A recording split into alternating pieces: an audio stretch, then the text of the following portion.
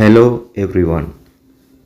கிராம நிலதாரி அதாவது கிராம சேவகர் பதவிக்கான போட்டி பரீட்சை 2025க்கான விண்ணப்பங்கள் தற்போது கோரப்பட்டுள்ளது.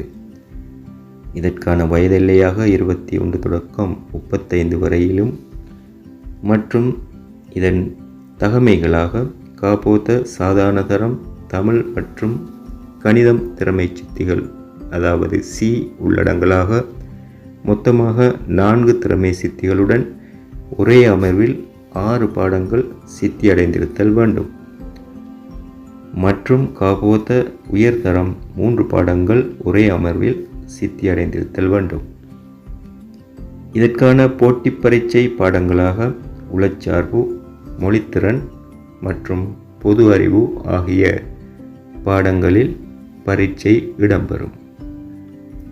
தற்போது இம்மாதத்திற்கான 24ஆம் திகதிய வர்த்தமானியில் இதற்கான முழு தகவல்களும் உள்ளன.